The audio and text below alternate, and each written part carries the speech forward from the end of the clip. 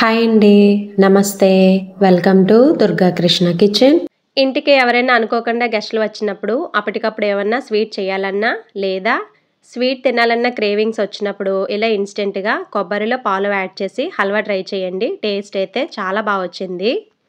ఈ స్వీట్లో పంచదార అనేది యాడ్ చేయము, బెల్లంతో ప్రిపేర్ చేస్తాము. మీరు అనుకోవచ్చు కొబ్బరి బెల్లంతో చేస్తే కొబ్బరి ఉండే ఫ్లేవర్ ఉంటుంది కానీ హల్వా టేస్ట్ ఎలా ఉంటుంది అబ్బా అని. కానీ ఒకసారి ఈ విధంగా ట్రై చేయండి. హల్వా టేస్ట్ చాలా బాగుంటుందండి. ప్రిపరేషన్ టైం కూడా 20 నిమిషాల్లో ఈజీగా ప్రిపేర్ చేసుకోవచ్చండి. వీడియోలోకి వెళ్లే ముందు మీకు గనక ఈ వీడియో నచ్చినట్లయితే తప్పకుండా వీడియోని లైక్ చేసి షేర్ చేసి కామెంట్ చేయండి. మీరు లైక్ చేయడం వల్ల ఈ వీడియో అనేది మరికొంతమందికి రికమెండ్ అయ్యే ఛాన్స్ ఉంటుంది. అలానే ఛానల్ని సబ్స్క్రైబ్ చేసుకుని పక్కనే ఉన్న బెల్ ఐకాన్ని గనక క్లిక్ చేసినట్లయితే నేను పెట్టే ప్రతి వీడియో యొక్క నోటిఫికేషన్ మీకు వస్తుందండి. ఇంకా లేట్ చేయకుండా ఎంతో టేస్టీగా ఈజీగా ప్రిపేర్ చేసుకునే కొబ్బరి హల్వా తయారీ విధానం ఎలాగో చూసేద్దాం.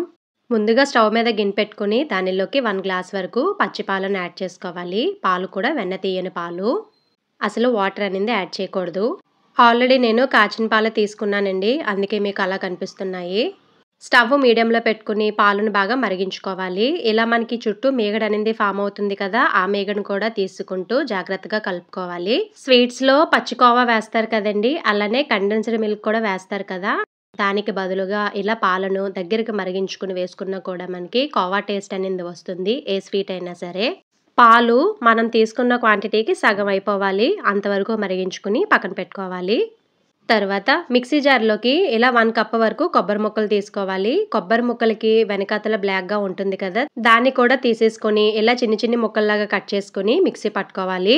వాటర్ ఏమీ వేయకుండా ఆగి బ్లెండ్ చేసుకుంటే మనకి కొబ్బరి కూర అనేది రెడీ అయిపోతుంది. ముక్కలు ఏమీ లేకుండా ఇలా బ్లెండ్ చేసుకుని పక్కన పెట్టుకోవాలి. తర్వాత స్టవ్ మీద ప్యాన్ పెట్టుకుని ప్యాన్ హీట్ అయిన తర్వాత ఒక 3 స్పూన్స్ వరకు నెయ్యి యాడ్ చేసుకుని దానిలోకి ఒక 10 నుంచి 15 వరకు జీడిపప్పును ఇలా వేసుకోవాలి. సగం జీడిపప్పులు ముక్కలుగా చేసి వేసుకోండి. మనకి హల్వాలో తినేటప్పుడు అక్కడక్కడ తగులుతూ ఉంటే బాగుంటుంది. సగం మామూలుగా వదిలేయండి. వీటిని మంచి కలర్ వచ్చేంత వరకు ఫ్రై చేసుకొని ప్లేట్లోకి ట్రాన్స్ఫర్ చేసుకోవాలి. తర్వాత అదే ప్యాన్లోకి ఇంక నెయ్యి ఏమీ యాడ్ చేయనవసరం లేదండి, దానిలోనే బ్లెండ్ చేసి పెట్టుకున్న కొబ్బరి కూరను కూడా వేసుకొని స్టవ్ సిమ్లో పెట్టుకుని దగ్గరుండి బాగా కలుపుకోవాలి. ఒక 5 నిమిషాలైనా సరే. అంటే కొబ్బరిలో మనకి లైట్గా తడనింది ఉంటుంది కదండి, అది పోయేంత వరకు అయితే సరిపోతుంది. మరీ డ్రైగా ఫ్రై చేసుకొని అవసరం లేదు. ఇలా మనకి పొడిగా వచ్చేస్తే సరిపోతుంది. ఇలా పొడిగా వచ్చేసిన తర్వాత దానిలోకి బెల్లం పౌడర్ని యాడ్ చేస్తున్నానండి. మీరు బెల్లం తీసుకున్నట్లయితే బాగా దంచిపెట్టి వేసుకోండి, ముక్కలేమీ లేకుండా.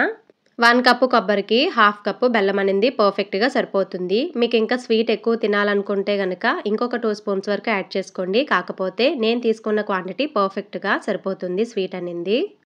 అంటే మరీ ఎక్కువ స్వీట్ ఉండదు, అలానే మరీ తక్కువ ఉండదు, మీడియంగా ఉంటుందన్నమాట. బెల్లం బాగా కరిగిన తర్వాత ఇలా 1 స్పూన్ వరకు వాటర్ని యాడ్ చేసుకుని బాగా కలుపుకుని మూత పెట్టుకుని ఒక 2 నిమిషాలు అలా వదిలేయాలి స్టవ్ సిమ్లో పెట్టుకుని. 2 నిమిషాల తర్వాత మళ్ళీ ఒకసారి బాగా కలుపుకోవాలి.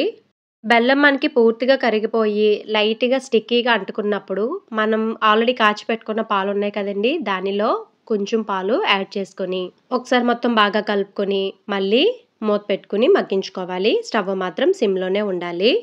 2 నిమిషాల తర్వాత అండి ఒకసారి మొత్తం మళ్ళీ బాగా కలుపుకొని మళ్ళీ మిగిలిన పాలు ఉన్నాయి కదా, వాటిని కూడా యాడ్ చేసుకోవాలి. అలా 3 టైమ్స్ యాడ్ చేసుకోవాలి ఆ సగం పాలను.